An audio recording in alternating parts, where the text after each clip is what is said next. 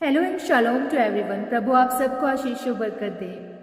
प्रभु आप सबको आज के वचन के जरिए आशीष व बरकत दे, मेरी ये प्रार्थना है। इस वचन को हम शुरू करने से पहले मैं आपसे एक बात कहना चाहती हूँ कि जो ये आज का वचन है, हिंदी बाइबल स्टडी है, ये आपके जीवन में जो है एक ब्लेसिंग को लेकर आएगी। अगर आप इस वीडियो को, इस वचन को डीपली अंडरस्टैंड करते हैं, प्रार्थना के साथ आप इस वचन को, इस वीडियो को जब सुनेंगे तो मेरा विश्वास है कि खुदावन आपके जीवन में काम करेगा। आज का हमारा वचन का जो विषय है वो है कि in our difficult times do we have the faith like Abraham. आपके मुश्किल समय में क्या आपका विश्वास अब्राहम की तरह है? वचन के विषय में जाने से पहले हम प्रार्थना करेंगे छोटी सी, और हम वचन की शुरुआत करेंगे। धन्यवाद खुदावन, धन्यवाद प्रभु यीशु, धन्यवाद पवित्र आत्मा, सामर्थी परमेश्वर पिता, मैं धन्यवाद करती हूँ आज के वचन के लिए। प्रभु जी, प्रार्थना करते परमेश्वर कि आज का वचन हमारे जीवनों में, सुनने वाले तमाम जन के जीवनों में 100 गुना फल लेकर आए। आपका वचन हमारे जीवन का आधार है खुदावन, ये हमारे जीवित रहने का आधार है, हमारे विश्वास का आधार है खुदावन जी। आपका धन्यवाद करते हैं और इस वचन के जरिए खुदावन तमाम रूहें खुदावन ब्लेस होने पाएं जो इस वचन को शेयर करें, इस वचन को सुने। यीशु नाम से मांगते हैं इस प्रार्थना को, आमीन। जब हम देखते हैं अब्राहम की परीक्षा पड़ती है, अब्राहम जो है वो परीक्षा में पड़ जाता है, तो ये जो परीक्षा है, ये जो वचन है उत्पत्ति 22 जब हम पढ़ते हैं तो उसमें इन तमाम बातों को बताया गया है कि हमें किस तरह से परमेश्वर में चलना है। और यहाँ पर अब्राहम की परीक्षा हो रही है उसके बेटे इसहाक को बलि देने के बारे में। यहाँ पर हम देखते हैं 22 का 1 से 19 तक के बारे में। इन बातों को, इन वचनों को मैं साथ साथ आपको इसका मीनिंग जो डीपली है वो मैं बताती जाऊंगी ताकि आप इसको अंडरस्टैंड करें। सबसे पहले मैं पहले 2 आयतों को पढ़ती हूँ। लिखा है कि इन बातों के पश्चात ऐसा हुआ कि परमेश्वर ने अब्राहम से ये कहकर उसकी परीक्षा की, हे अब्राहम। उसने कहा, देख मैं यहां हूं। और सेकंड वर्स में उसने कहा, अपने पुत्र को, मतलब परमेश्वर ने कहा, यहोवा ने कहा, अपने पुत्र को, अर्थात अपने इकलौते पुत्र इसहाक को जिससे तू प्रेम रखता है, संग लेकर मोरिया देश में चला जाओ और वहां उसको एक पहाड़ के ऊपर जो मैं तुझे बताऊंगा होम बलि करके चढ़ा। यहां पर हम एक बात नोटिस करते हैं वर्स 1 में कि जब परमेश्वर अब्राहम को आवाज दे रहा है तो अब्राहम कह रहा है कि हाँ परमेश्वर, देख मैं यहां पर हूं। मतलब अब्राहम के अंदर एक आज्ञाकारिता को हम यहाँ नोटिस करते हैं। उसके पास परमेश्वर के लिए समय है। जब हम परमेश्वर के लिए समय निकालते हैं तो परमेश्वर हमसे बात करता है। दैट मीन्स कि परमेश्वर आपसे, मुझसे, हर एक जन से, इस दुनिया में जितने भी जन खुदावन ने जो दुनिया बनाई है, एक एक इंसान को परमेश्वर प्रेम करता है और एक एक इंसान से परमेश्वर बात करना चाहता है। वो इसलिए कि परमेश्वर की आवाज को वो सुनकर वो परमेश्वर से घनिष्ठ रिलेशनशिप बनाए। अब यहां हम एक बात को नोटिस करते हैं कि अब्राहम का और इसहाक का जो रिलेशन है वो क्या है? बाप और बेटे का। और अब्राहम का जो परमेश्वर के साथ रिलेशन है वो क्या है? परमेश्वर और उसके जन का, धर्मी जन का। तो अब्राहम का परमेश्वर के साथ कैसा है? क्लोज रिलेशनशिप है। आज हमारे जीवन में हमारा रिलेशनशिप हस्बैंड वाइफ का, बच्चों के साथ माँ बाप का, बहन भाइयों का, तो ये रिलेशनशिप होता है। और हम अपने फैमिली में बहुत ही प्यारा होता है इंसान जिसे हम प्यार करते हैं। वो हमारा बेटा हो सकता है, हमारी बेटी हो सकती है, हमारी माँ हो सकती है, हमारा बाप हो सकता है। एक बाप अपनी बेटी से प्यार कर सकता है, एक बाप अपने बेटे से प्रेम कर सकता है। तो खुदावन यहाँ पर हमें ये बता रहा है अपने वचन के जरिए, अब्राहम और अपने रिलेशनशिप को दिखा रहा है खुदावन कि अब्राहम का जो रिलेशनशिप है वो अपने परमेश्वर के साथ घनिष्ठ है, बहुत ज्यादा क्लोज रिलेशनशिप है। अब्राहम बिजी हो सकता है पर उसने फिर भी परमेश्वर के लिए समय वो निकालता था, वो निकालता है, और वो परमेश्वर की आवाज को सुनने पाता है। तो यहां हम देखते हैं, जब हम पुराने नियम में और भी बहुत से कैरेक्टर्स को देखते हैं कि परमेश्वर ने किन किन जन से बात की। परमेश्वर ने शमूएल से बात की, तो शमूएल भी परमेश्वर की आवाज को पहचानता नहीं है, पर वो किस पर डिपेंड होता है? अपने एली पर, जो वहां पर जो याजक होता है उस जगह पर, तो वो उसको पूछता है कि मुझे आवाज पड़ी है। तो वो आवाज किसकी थी? परमेश्वर, क्योंकि परमेश्वर से खड़ा करना चाह रहे थे शमूएल को। परमेश्वर चाह रहे थे कि ये जन मेरे लोगों को जो बचाने के लिए लोगों के बीच में ये जाए। तो जब आप चुने गए होते हैं, आप परमेश्वर के साथ घनिष्ठ रिलेशनशिप रखते हैं, आज्ञाकारिता के अंदर रहते हैं, एक प्रेम के साथ रहते हैं, प्रार्थना के जरिए रहते हैं, तो आपका जो कनेक्शन है वो परमेश्वर के साथ रहता है और परमेश्वर आपसे बात करते हैं। शमूएल से परमेश्वर ने बात किया। हम देखते हैं मूसा से परमेश्वर ने बात किया। जब जंगल में वो झाड़ी में आग लग जाती है, उस आग के बीच से यहोवा ने मूसा से बात किया, क्योंकि वो चाहते थे कि मूसा खड़ा हो। और हम देखते हैं नए नियम में पौलुस भी परमेश्वर की बातों को सुनता है। तो खुदावन आज मुझसे आपसे यही बात कर रहा है अपने वचन के जरिए कि आप जन को चाहिए कि आज आप समय निकालें ताकि आप परमेश्वर की आवाज को सुन सके। सेकंड पॉइंट में हम देखते हैं, उसने कहा कि अपने पुत्र को, अर्थात अपने इकलौते पुत्र इसहाक को, जिसे तू प्रेम रखता है, संग लेकर मोरिया देश में चला जा और वहां उसको एक पहाड़ के ऊपर, जो मैं उसे बताऊंगा, होम बलि करके चढ़ा।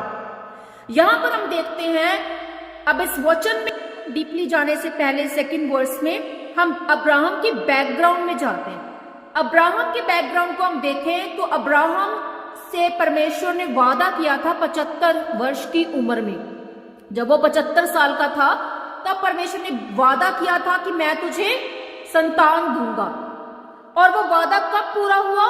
जब अब्राहम 99 वर्ष की उम्र में पहुंच गया, और तब जाकर उसको बच्चा होता है इसहाक, उसका बेटा, उसका इकलौता बेटा इसहाक, जिसकी बात परमेश्वर यहां पर बलि चढ़ाने के लिए कर रहे हैं।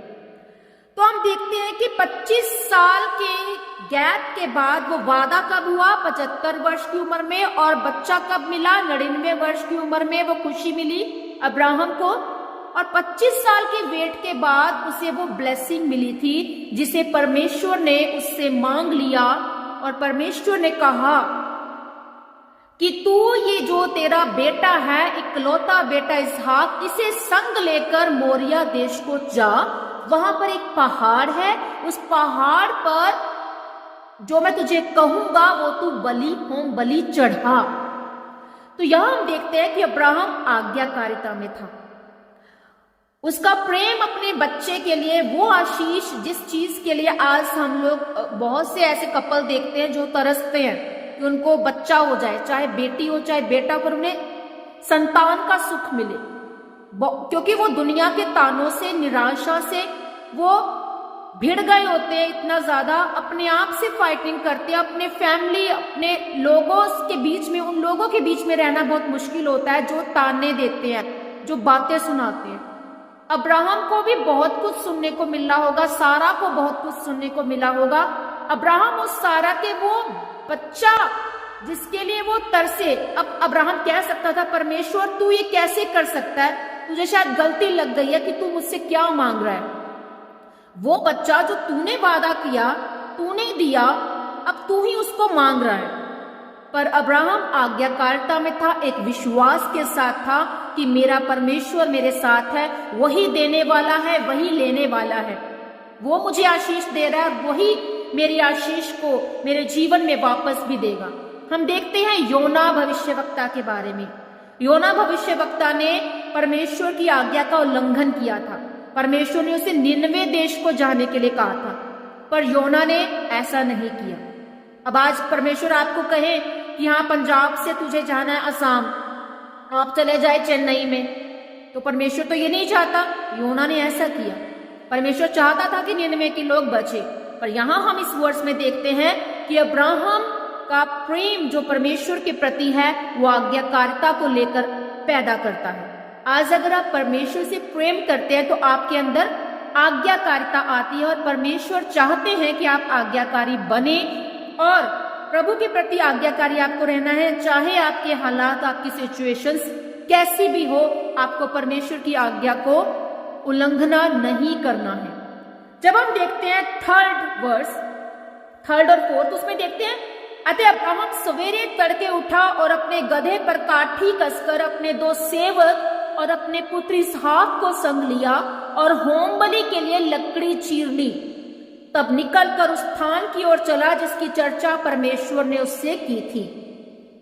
यहां हम देखते हैं कि अब्राहम ने क्या किया, तैयारी की।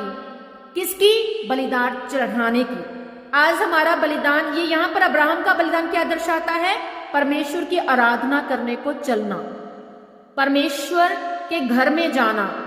आज जब हम चर्च में जाना हो तो हम कहते हैं आराधना निकल जाए, हम वचन सुनने के लिए जाएंगे, या फिर जब पास्टर आएंगे हम तब जाएंगे। बट हमारा ईमान होना चाहिए कि हमें आराधना के लिए खुद को तैयार करना। आराधना के लिए वो तैयारी हमें रात को ही करनी है कि हाँ हमें सुबह जाना है। हम सुबह उठते हैं, हमारी फैमिली हौच पौच हुई होती है। बाइबल उठा लो, पानी की बोतल उठा लो, बैग रेडी कर लो, ड्रेस रेडी कर लो, जूते रेडी कर लो और फिर निकलो और जाते जाते देरी हो जाए और देरी से वचन तक पहुंच जाए और वचन को सुन के हम वापस आ जाए। ये हमारी संडे मीटिंग की रूटीन होती है। और वहां जाकर भी हौच पौच हो रहा है, चर्च में जाकर भी कोई किधर बैठा है, कोई किधर बैठा है और एक दूसरे को हम चीजें देने जा रहे हैं और एक दूसरे को हम बातें करने जा रहे हैं। परमेश्वर चाहता है कि जब आप आराधना करने मेरे घर में आए, आराधना को इंपॉर्टेंस देना सीख जाए। मतलब आराधना करें तो प्रार्थना करें एक दिन पहले कि परमेश्वर जब मैं तेरे घर में जाऊं, आराधना के लिए आऊं, तो परमेश्वर तू मुझसे बात कर। परमेश्वर अपने वचन के जरिए बात कर, अपने दास दासी के जरिए आज मुझसे बात कर। आज की आराधना मेरे छुटकारे के लिए हो, आज की आराधना मेरे बंधनों को तोड़ने के लिए हो। आज की आराधना परमेश्वर मैं अपने आप को तुझे सरेंडर करता हूं, तू मुझे तेरी सेवा में, तेरी वेदी में मैं खुद को रखता हूं। ऐसा ही अब्राहम ने किया। अब्राहम ने तैयारी की। क्या क्या तैयारी की? उसने काठी को कसा, सुबह जल्दी उठा, 2 सेवकों को भी साथ लिया, इसहाक को भी साथ लिया और जो लकड़ी उसे चाहिए थी वो उसने खुद चीरी। उसके पास सेवक थे पर फिर भी उसने वो परमेश्वर के लिए जो आराधना का एनवायरनमेंट है वो खुद करना था। ये जिम्मेवारी किसकी है? हमारी। हमें अपने मन को, अपनी आत्मा को तैयार करना है ताकि परमेश्वर मुझसे बात कर सके, ताकि परमेश्वर से मैं कनेक्ट रह सकूं। मुझे दूसरे लोगों को जिम्मेवारी नहीं देनी है कि हाँ तूने आराधना करनी है, मैंने वचन सुनना है, मुझे डिस्टर्ब नहीं करना। नहीं, परमेश्वर चाहते हैं कि आप आराधना करनी सीखें, क्योंकि हमारा फर्स्ट स्टेप है आराधना को सीखना। अगर हमें चाहिए कि हम समय पर पहुंचे, प्रार्थना करते हुए जाएं और सुबह की मीटिंग के लिए हम जल्दी जल्दी निकले और जाएं और हम आराधना को भी सुने, हम मीटिंग को पूरा सुने, वचन को पूरा सुने। हालेलुया। यहाँ पर परमेश्वर चाहते हैं कि आराधना के लिए हमारे जीवन को तैयारी करना बहुत जरूरी है हमारे जीवन में, कि हम आराधना के लिए खुद को तैयार करें। और अब्राहम भी यही कर रहा है। उसने अपनी तैयारी की, उसने बलिदान की, आराधना के बलिदान की तैयारी की। हालेलुया। 4th वर्ष में लिखा है कि 30वें दिन अब्राहम ने आंखें उठाकर उस स्थान को दूर से देखा और उसने अपने सेवकों से कहा कि गधे के पास यहीं ठहरे रहो, ये लड़का और मैं वहां जाकर और दंडवत करके फिर तुम्हारे पास लौट आएंगे। क्या कहा अब्राहम ने? अपने 2 सेवकों को कहा कि तुम यही रुके रहो, हम वापस आ जाएंगे। यहां हम एक चीज को देखते हैं, ये वचन हमें ये सिखा रहा है कि अब्राहम के अंदर विश्वास था कि हम वापस आ जाएंगे। मतलब मैं और मेरा बेटा इसहाक हम वापस आ जाएंगे। कर तो वो परमेश्वर के लिए अर्पण करने जा रहा है इसहाक को, पर क्या कह रहा है? दिल में क्या है? विश्वास है कि मैं वापस आ जाऊंगा अपने बेटे के साथ। मतलब हम वापस आ जाएंगे। और उनको क्या कहा? तुम यही रुके रहो। मतलब वो आराधना को नहीं जानते, वो परमेश्वर को नहीं जानते, उसके सेवक, और इसीलिए वो उनको रोक रहा है। आज हमारे दोस्त मित्र हमें कह सकते हैं चलो संडे को हम कहीं घूमने चलते हैं, या इस मीटिंग को कैंसिल कर दे यार, हम कहीं और चलते हैं, या शादी आ गई हम वहां जाएंगे, या किसी की डेथ हो गई हम वहां जाएंगे। या किसी के घर में कोई प्रोग्राम आ गया हम वहां जाएंगे, या हमें कहीं और पहाड़ों पर घूमने के लिए जाना, चल तू हमारे साथ चल, हम ऐसा करेंगे? नो।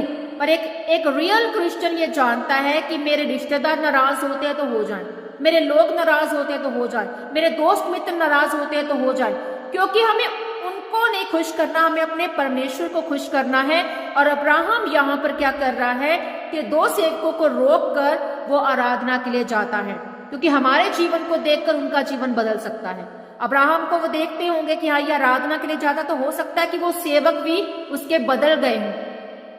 हमारा एनवायरनमेंट देखकर बाकी के लोग बदलते हैं, हमें उनको फोर्स नहीं करना है, पर हमारे जीवन को देखकर उनका जीवन भी बदलता है। और इसहाक, यहाँ पर हम देखते हैं कि अब्राहम का जो विश्वास है वो प्रभु पर अटल है। और अगली 6 वर्ष में हम देख रहे हैं कि तब अब्राहम ने होम बलि की लकड़ी ले अपने पुत्र इसहाक पर ला दी। यहाँ क्या देख रहे हैं, इसहाक अपने बलिदान के लिए अपनी लकड़ी को क्या कर रहा है, खुद उसने उठाया, अपने बलिदान की लकड़ी को खुद लिया हुआ है, खुद उठाया हुआ है, उसके बाप ने उसके ऊपर लकड़ी को लादा हुआ है। हमारे जीवन में बहुत सी निराशा आती है, फिर भी हम आगे बढ़ रहे हैं। यहाँ पर अब्राहम और इसहाक क्या कर रहे हैं, आगे बढ़ रहे हैं। इसहाक ने अपने पिता अब्राहम से कहा, हे मेरे पिता। उसने कहा, हे मेरे पुत्र। क्या बात? उसने कहा, देख आग और लकड़ी तो है, पर होम बलि के लिए भेड़ कहाँ है? यहाँ हम देखते हैं कि परमेश्वर यहाँ पर हमें ये बता रहे हैं कि हमें कठिन समय में भी आगे बढ़ते जाना है, कुछ भी मुश्किल हो। अब अब्राहम के दिल में हो रहा होगा कि मैं अपने बेटे के साथ तो जा रहा हूं, पर यही बेटा जिसे मैं बहुत प्रेम करता हूं, इसे ही मुझे बलिदान करना पड़ेगा। ऐसा मतलब दुख की घड़ी थी, निराशा की घड़ी थी, पर उसने अपने आप को अर्पण किया था परमेश्वर के आगे।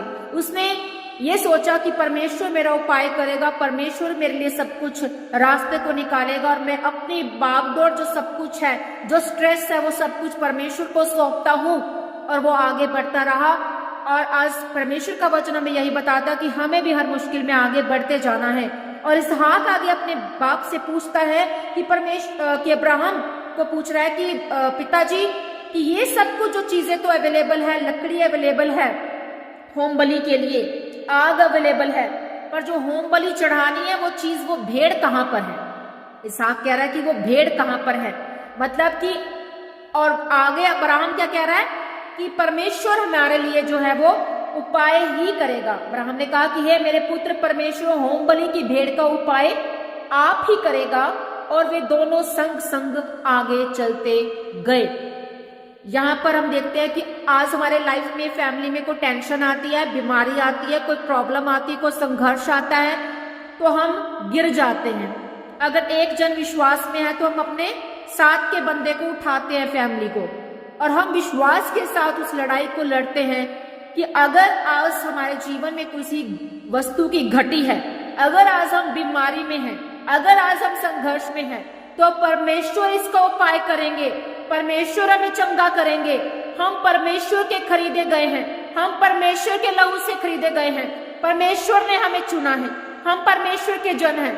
वो परमेश्वर जो अब्राहम का, इसहाक का, याकूब का परमेश्वर हम क्यों कहते हैं? क्योंकि वो खुदावन खुदा जो अब्राहम, इसहाक, याकूब को बढ़ा सकता है, वो खुदावन खुदा जो तमाम मुसीबतों से, तमाम निराशा से, तमाम संघर्ष से, तमाम उस दुख से अब्राहम को, इसहाक को, याकूब को निकाल सकता है और ऊंचा कर सकता है, वो परमेश्वर हमें भी ऊंचा कर सकता है। अब्राहम ने कितने विश्वास से कहा कि पुत्र तू चलता जा, पुत्र तू चलता जा मेरे संग, परमेश्वर हमारे लिए होम बलि का अरेंजमेंट करेंगे, उपाय करेंगे। और यहाँ परमेश्वर, हम बाइबल में देखते हैं कि परमेश्वर ने मुर्दों को जिलाया, लंगड़ों को चंगा किया, गूंगों को जुबान दी, अंधों को आंखें दी।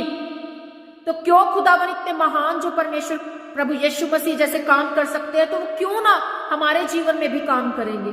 आज हमें भी विश्वास के साथ कहना है कि यस खुदावन मेरे लिए सब कुछ अरेंज करेगा, यस खुदावन मेरे लिए मुझे इस बीमारी से निकाल कर खड़ा करेगा, तो आप चंगे हो जाएंगे, आप मुसीबतों से पार हो जाएंगे।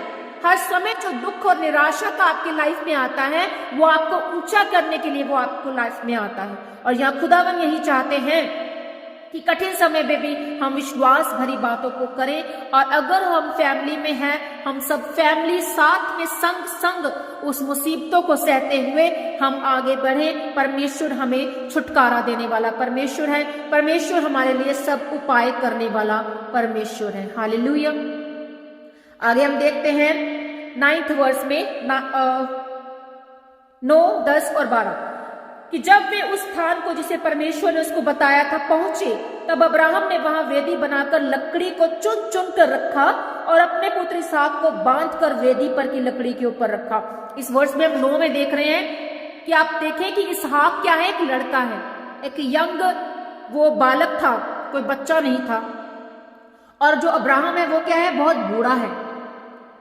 अब यहां पर इसहाक यहां से भाग सकता था कि मेरा बाप मुझे क्या करने जा रहा है, उसको समझ लग गई होगी कि ये तो मुझे लकड़ी चिन चिन कर मेरे ऊपर रख रहा है। पर वो परमेश्वर, मेरा बाप जो उस खुदा की आराधना करता है, उसकी सेवा करता है, उसके कहने को मानता है, तो वो परमेश्वर तो महान है और मुझे अपने बाप की आज्ञा में रहना है। तो उस आज्ञाकारिता में वो चलता गया और उसने वो काम नहीं किया। आज की जनरेशन में अगर हम देखें तो हम छूटकर भाग जाएंगे अगर हमें कोई मारना चाहे। यहां पर हम देखते हैं कि प्रभु का भय जो है वो अब्राहम के अंदर है। पढ़ेंगे वर्ष 10, फिर अब्राहम ने हाथ बढ़ाकर छुरी को ले लिया कि अपने पुत्र को बलि करे। तब यहोवा के दूत ने स्वर्ग से उसको पुकार के कहा कि हे अब्राहम, हे अब्राहम। उसने कहा, देख मैं यहाँ हूं। यहां भी हम देख रहे हैं कि फिर से वो परमेश्वर की आज्ञा को सुन रहा है कि हे अब्राहम। वो परमेश्वर से कह रहा है कि हे अब्राहम रुक जा। तो अब्राहम कहता कि यस, यहाँ पर मैं हूं। उसने कहा, उस लड़के पर हाथ मत बढ़ा और ना उससे कुछ कर, क्योंकि तूने जो मुझसे अपने पुत्र वरन अपने इकलौते पुत्र को भी नहीं रख छोड़ा।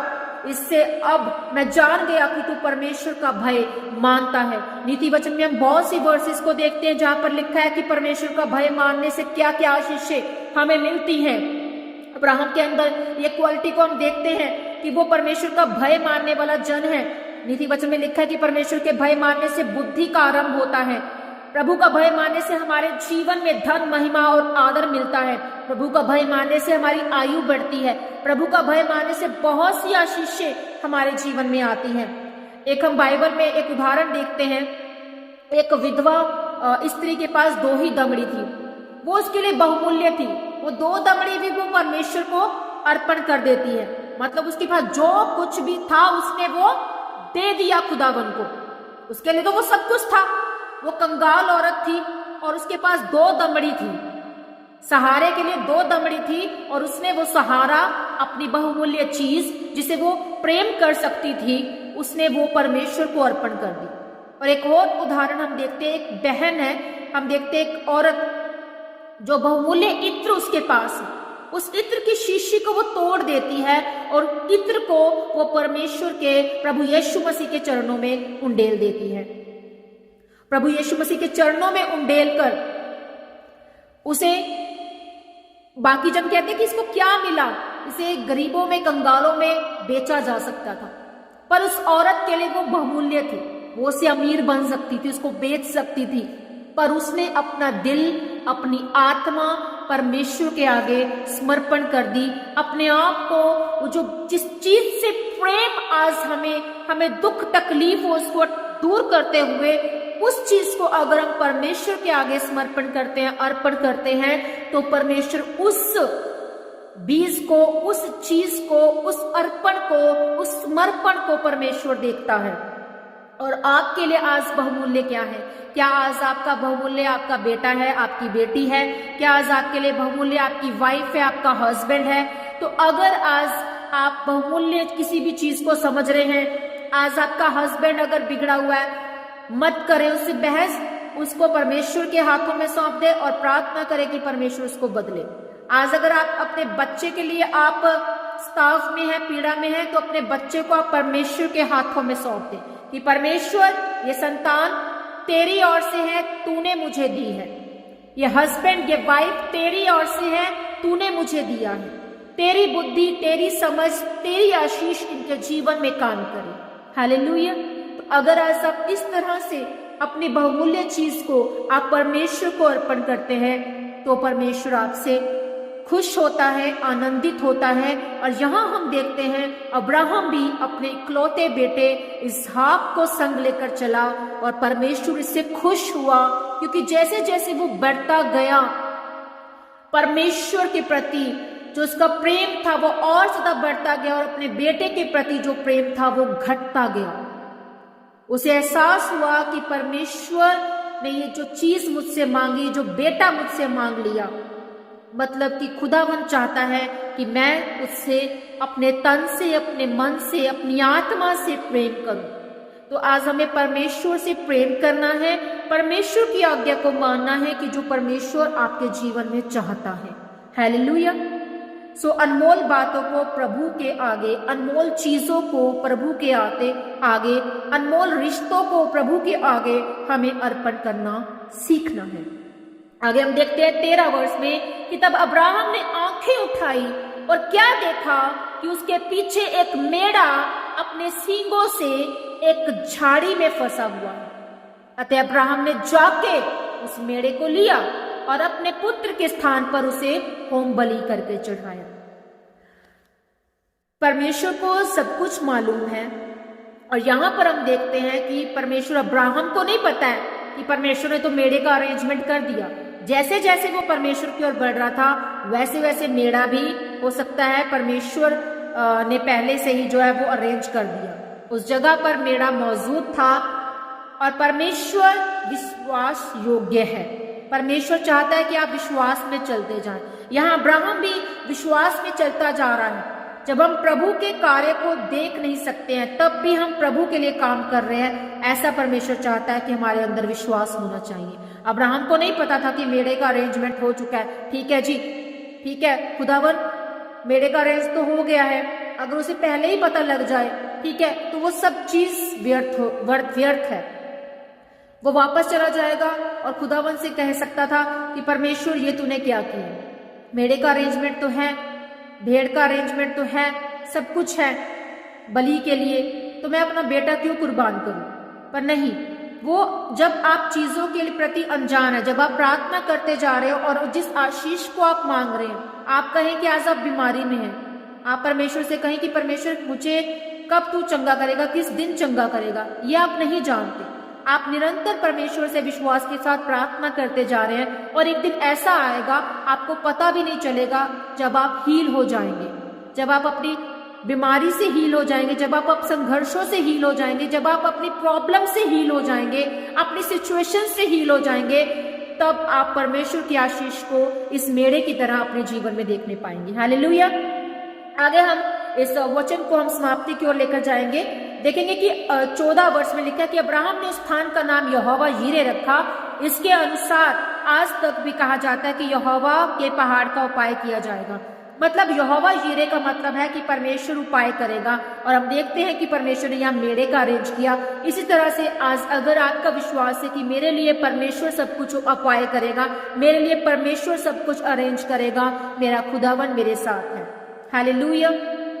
15 से 19 वर्ष में हम देखते हैं कि फिर यहोवा के दूत ने दूसरी बार स्वर्ग से अब्राहम को पुकार के कहा, यहोवा की ये वाणी है कि मैं अपनी ही ये शपथ खाता हूँ कि तूने जो ये काम किया है, कि जो अपने पुत्र वरन इकलौते पुत्र को भी नहीं रख छोड़ा, इस कारण मैं निश्चय तुझे आशीष दूंगा और निश्चय तेरे वंश को आकाश के तारागण और समुद्र के तीर की बालू के किनकों के समान अनगिनत करूंगा, और तेरा वंश अपने शत्रुओं के नगरों का अधिकारी होगा, और पृथ्वी की सारी जातियां अपने को तेरे वंश के कारण धन्य मानेगी, क्योंकि तूने मेरी बात मानी है। तब अब्राहम अपने सेवकों के पास लौट आया और वे सब बेशर्बा को संग संग गए, और अब्राहम बेशर्बा में रहता गया। यहाँ पर परमेश्वर का वचन ये बताता है कि परमेश्वर हमें आशीष देते हैं जब हम उस आज्ञाकारिता में चलते हैं, जब हम परमेश्वर की आवाज को सुनते हैं और इस विश्वास के साथ आगे बढ़ते जाते हैं। चाहे हमारे जीवन की परिस्थितियां कैसी भी हों, चाहे हमारे जीवन में कुछ भी क्यों ना हो रहा हो, हम परमेश्वर की ओर देखते हैं और अपनी आंखें हम परमेश्वर की ओर उठाते हैं। यहाँ जब अब्राहम ने अपनी आंखों को उठाया परमेश्वर की ओर, तो उसने मेढ़ा पाया। तब उसने यहोवा जो है ने उसके लिए उपाय किया, उस आशीष को दिया, और उसे ब्लेसिंग्स दी, बहुत ज्यादा उसके परिवार को ब्लेसिंग्स दी। आज परमेश्वर भी हमारे बच्चों को, हमारी फैमिली को, हमारे हस्बैंड, हमारे वाइफ, हमारे तमाम रिलेशनशिप को, हमारी तमाम चीजों में, हमारे तमाम जीवन के हिस्सों में आज खुदावन भी हमें आशीष देना चाहता है। प्रभु का वचन यहाँ हमें यही सिखाता है कि जब हम आज्ञाकारिता में रहते हैं तब प्रभु हमें और हमारे बच्चों को आशीष देते हैं। इससे पहले कि हम प्रार्थना करें, मैं कुछ चीजों को आपसे डिस्कस करना चाहती हूँ कि इसहाक और यीशु मसीह में क्या समानता थी।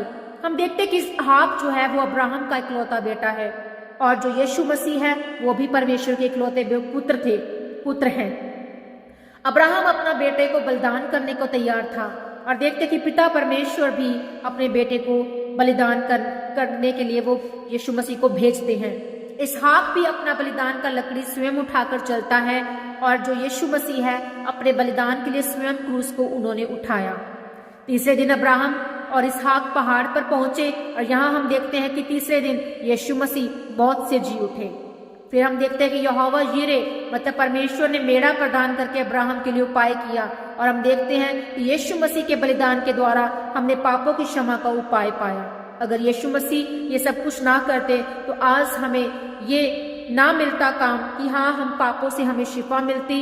हम पापों को हमारे क्षमा करने वाला परमेश्वर ने हमें हमारे लिए बलिदान किया, उस प्रभु यीशु मसीह ने हमारे लिए वो कुर्बान हुआ और आज हम पापों से क्षमा पाते हैं जब हम प्रभु यीशु मसीह के पास आते हैं। तो भजन संहिता 121 में भी लिखा है कि मैं अपनी आंखें पर्वतों की ओर लगाऊंगा और मुझे सहायता कहाँ से मिलेगी। मुझे सहायता यहोवा की ओर से मिलती है जो आकाश और पृथ्वी का करता है।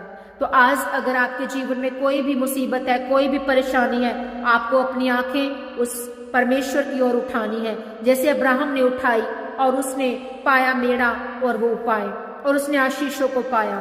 तो इसी तरह से परमेश्वर आज हमारे जीवन में चाहते हैं कि हम आज्ञाकारिता में जिए, हम विश्वास में जिए, हम आगे बढ़ते जाएं और सब कुछ अपना चिंता परमेश्वर को सौंपे और खुदावन पर हम भरोसा रखें और अपनी जो बहुमूल्य चीजें हैं हम परमेश्वर को जो है वो सौंप दें और तमाम अपनी गलत आदतों से हम डिस्कनेक्ट हों। सो खुदावन आज आप सबको आशीष और बरकत दे। इस वचन के जरिए आइए हम प्रार्थना में जाएं। धन्यवाद खुदावन, धन्यवाद प्रभु यीशु, धन्यवाद पवित्र आत्मा।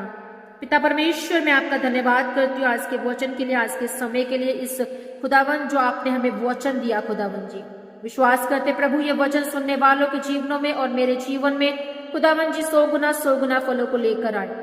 जैसे आपने हमें सिखाया प्रभु कि अब्राहम के जरिए आज्ञाकारिता में रहना, विश्वास में चलना, यहोवा यिरे जैसे आपने उसके जीवन में उपाय किया प्रभु जी, जैसे आप हमारे पापों को क्षमा करते हैं खुदावन जी। खुदा हम विश्वास करते और प्रार्थना करते प्रभु जी कि ये सब गुण, सब चीजें खुदावन जो आशीष है खुदावन जी वो सुनने वाले के जीवनों में खुदावन जी जाने पाए। प्रभु जी आप एक जन को छुए और ब्लेस करे प्रभु जी। ये खुदावन हर एक मुश्किल से बाहर आने पाए इस वचन के जरिए। इस वचन को जब जब ये सुने खुदावन अपने जीवन में अब्राहम कितना ही खुदावन जी ये उस आज्ञाकारिता को लेने पाए, ये तुझसे प्रेम करने पाए, तेरे लिए वक्त निकालने पाए और खुदावन तू इन्हें छुटकारा देने वाला खुदावन खुदा ठहरे।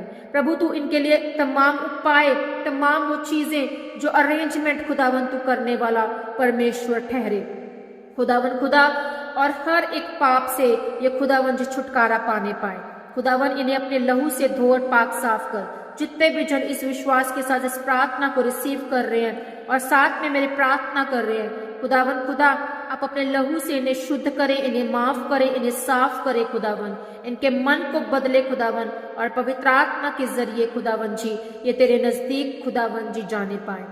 खुदावन तेरा शुक्र, तेरी तारीफ करते हैं प्रभु यीशु के नाम में इस वचन को मांग लेते हैं, इस प्रार्थना को मांग लेते हैं। आमीन आमीन आमीन। खुदावन आप सबके साथ हो। सभी को जय मसीह की।